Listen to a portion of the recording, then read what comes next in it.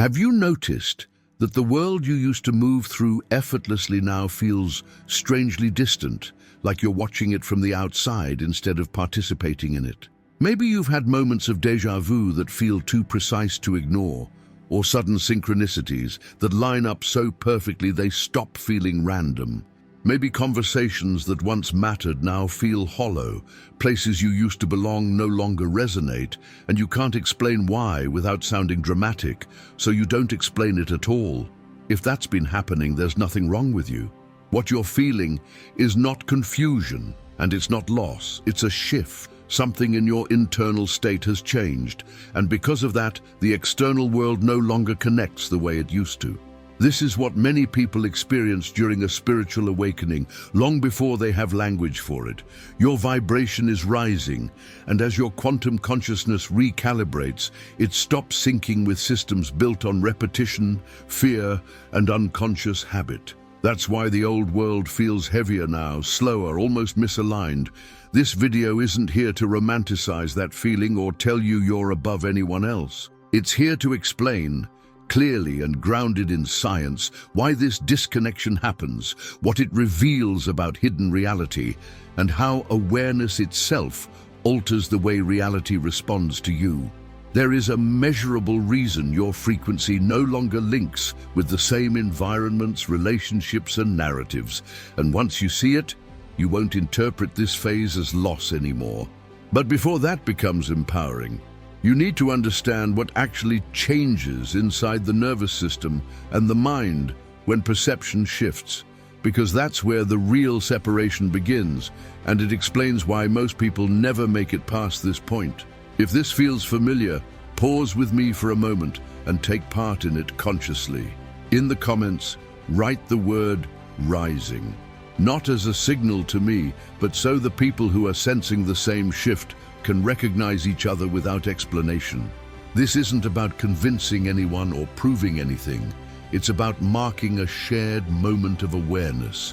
When you press like on this video, you're not reacting emotionally, you're participating in a quiet collective decision, telling the system that conversations about quantum consciousness and spiritual awakening deserve space beyond distraction. And if you choose to subscribe, understand what that represents. It's not loyalty to a channel. It's entry into an ongoing exploration with others who are noticing the hidden reality behind habits, structures, and identities they've outgrown. What we're moving into next isn't belief, and it isn't motivation. It's a measurable shift in how the nervous system and perception respond when frequency changes. And once you see the science behind that shift, the disconnection you've been feeling will start to make sense. What begins to explain this shift comes from a real experiment that quietly changed how science understands reality.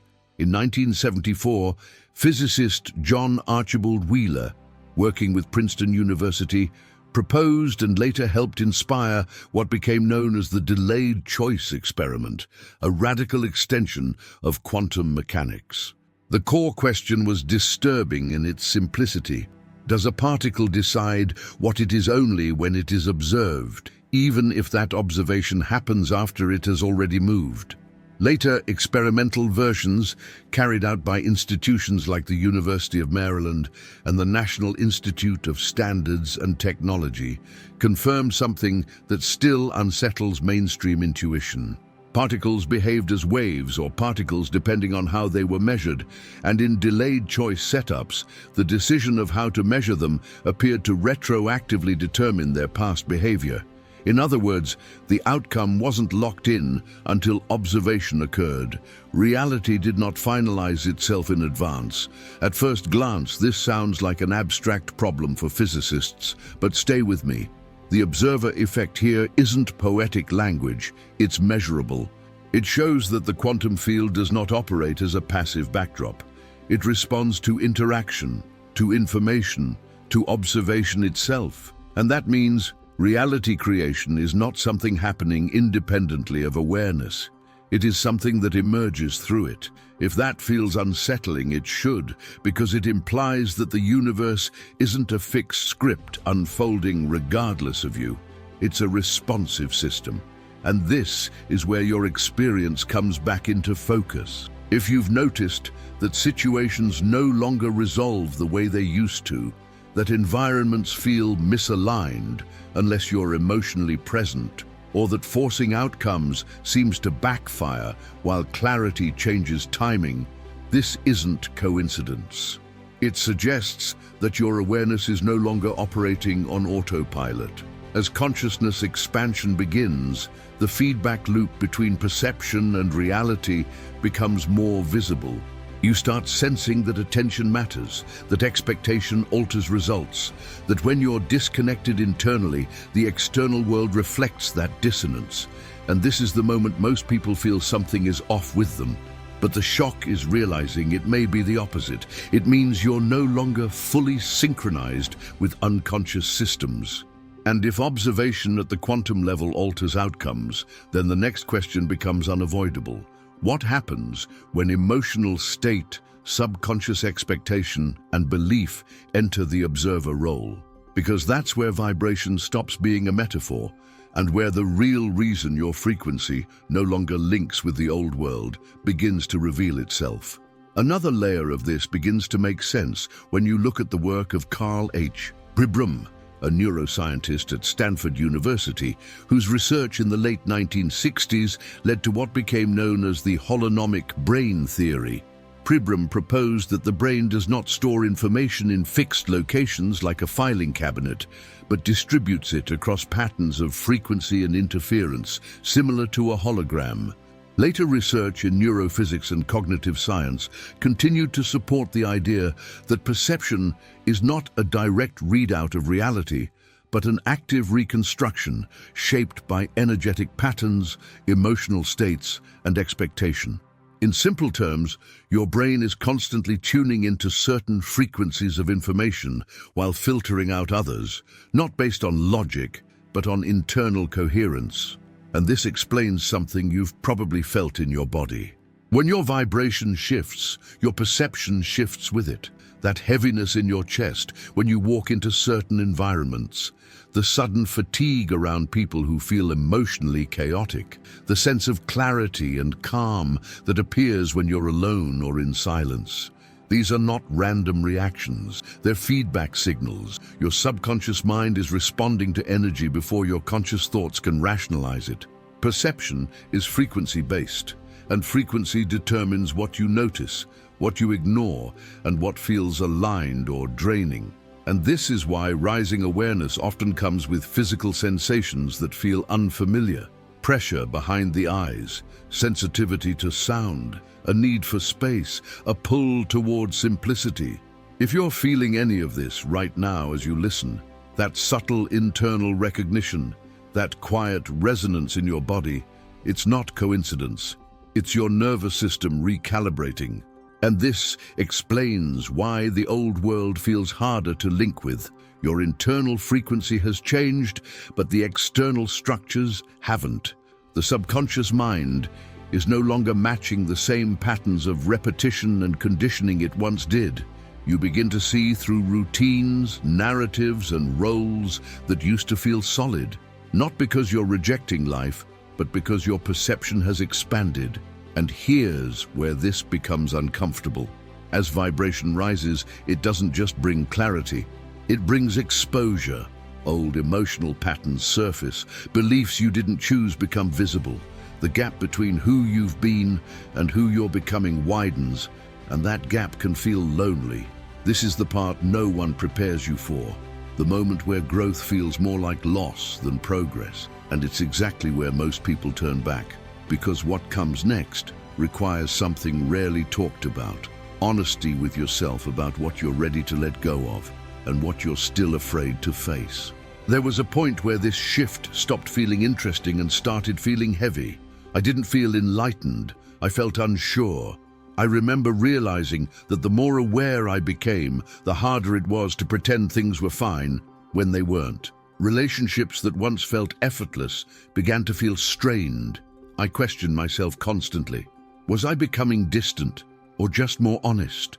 Some nights, I sat alone with that question, wondering if I had crossed a line I couldn't uncross. The solitude wasn't dramatic, it was quiet and persistent, a subtle sense of being out of phase with the people and routines I once relied on. There were moments of real fear, moments where I wished I could go back to not noticing so much, back to feeling comfortably absorbed in the same rhythms as everyone else. The breaking point came when I realized that forcing myself to stay the same was costing me more than the uncertainty of change. I wasn't losing my mind. I was losing the ability to ignore what no longer aligned. And that loss hurt. It felt like grief, like letting go of a version of myself that knew how to belong without questioning. I didn't have clarity then. I only had the quiet understanding that suppressing this shift was slowly draining me, and that listening to it, even in confusion, was the only honest option left. If any of that mirrors your experience, you're not weak for feeling it. You're not failing at life, and you're not behind. This phase is disorienting because it asks you to be present without guarantees. If you feel drawn to stay here, consider it a gentle choice, not a commitment. You can leave a single word in the comments that captures what this transition has felt like for you, not to explain yourself, but to acknowledge it. And if you decide to continue with this channel, see it as walking alongside others who are learning to trust their perception without rushing to resolve it. What comes next isn't about fixing yourself. It's about learning how to stand inside this new awareness with steadiness, because once you stop fighting the shift, something quieter and stronger begins to take its place. What everything you've experienced points to is this: what you once labeled as a flaw was never a flaw at all. It was perception expanding faster than the world around you could adjust. When consciousness creates experience, as the quantum observer quietly demonstrates, awareness doesn't just witness reality, it participates in shaping it. Observation collapses possibility. Attention alters outcome. And when that awareness deepens, the structures built on unconscious repetition begin to feel foreign. This isn't because you're failing to adapt. It's because your perception has outgrown the default settings. We've traced this carefully. A quantum system that behaves differently when observed. A nervous system that responds to frequency before thought. A subconscious mind that initiates action before conscious intention appears. Each layer reveals the same pattern. Reality is not fixed. It is responsive. And when your internal state changes, the feedback you receive from the world changes with it. That's the reality shift you've been sensing. The disconnection from the old world isn't loss. It's coherence breaking with systems that no longer match your internal frequency. This is why spiritual awakening often feels uncomfortable before it feels empowering. The body adjusts first, the mind follows later. If you pause right now and notice your breath, the steadiness in your chest, the quiet alertness behind your eyes, you'll recognize something subtle but real. Presence, a sense of being here more fully than before. That's not imagination, that's anchoring. And it's happening because your perception is no longer filtering reality the way it used to. You're not alone in this, even when it feels isolating. There are others who sense the hidden reality beneath appearances, who feel when meaning shifts, who can't unsee what awareness reveals. This isn't separation from humanity. It's a different way of standing inside it. And here's the unsettling empowerment most people never reach.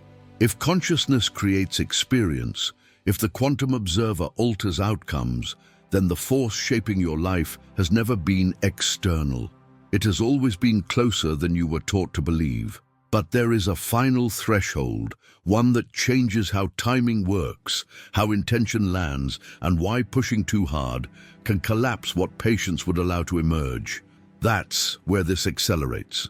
If you feel that quiet urgency now, that sense that something is aligning whether you're ready or not, pay attention. Awareness doesn't wait forever. Before you step away, mark this moment intentionally. In the comments, write the word aligned, not as a statement, but as a signal, A way for those experiencing the same consciousness expansion to quietly recognize each other without explanation. This isn't about opinions or agreement. It's about acknowledging that something real is shifting beneath the surface, and that you're aware of it. If this perspective feels steady rather than overwhelming, subscribe now.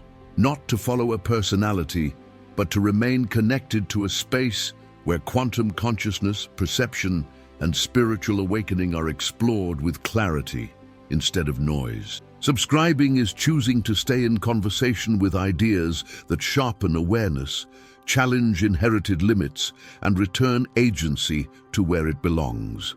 This is a gathering point for observers who sense the hidden reality shaping experience.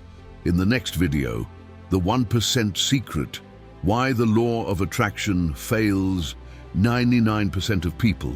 We'll confront the reason intention alone collapses under pressure, and why timing, subconscious alignment, and restraint matter more than force. What you felt building here connects directly to that truth. Your consciousness brought you here.